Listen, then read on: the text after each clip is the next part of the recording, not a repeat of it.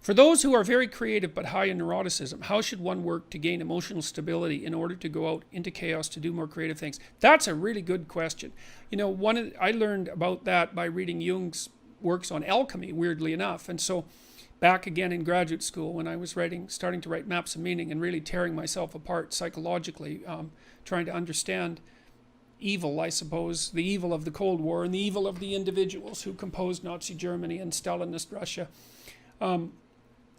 I was reading Carl Jung because he wrote his tracts on alchemy were a lot about self-transformation, and he talked about, it's hard to explain his works on alchemy, but suffice it to say that his advice was something like the advice he derived from the alchemist was that if you were going to mess around with very complicated and dangerous matters, that's a good way of putting it, that you should really put your life together. And so I would say the right way to deal with your neuroticism is to increase your conscientiousness, because we also know that the higher your conscientiousness, the lower your neuroticism. Conscientiousness does seem to keep neuroticism in check. And so I would say, and have said this to many people, clean your room, organize your life, like get a routine, get up every day at the same time, go to bed at the same time, establish disciplined habits.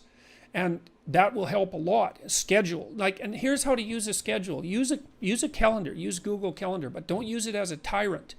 You know, you want to use a calendar as if it's your confidant and advisor. And what you want to do is use the calendar, sit down and open the calendar and think, okay, well, here's what I'm going to do. I'm going to design a week of days that I would really like to have. So what that would mean then is that you would schedule things that you would consider meaningful and productive, you know, on a daily basis, so that you feel that your life is justified by having a day like that, and also to schedule enough of your responsibilities so that you make progress day by day instead of falling farther behind. And what that'll do is, it doesn't directly affect your neurophysiology, but you know, you're reacting as a neurotic person, a person high in neuroticism, say, you react to uncertainty and the unexpected with more physiological preparedness and more expenditure of energy than the typical person.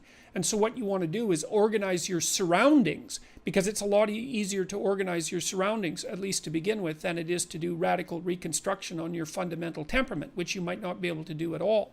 So I would say discipline.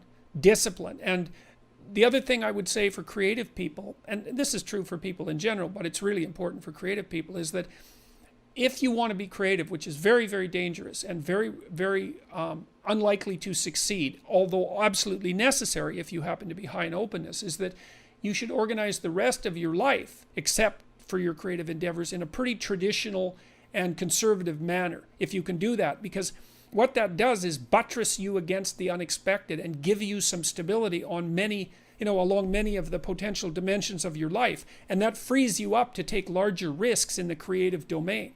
Now, it's hard for creative people to do that because they're sort of blasting out, you know, laterally in all directions simultaneously. But you exhaust yourself that way, and you also risk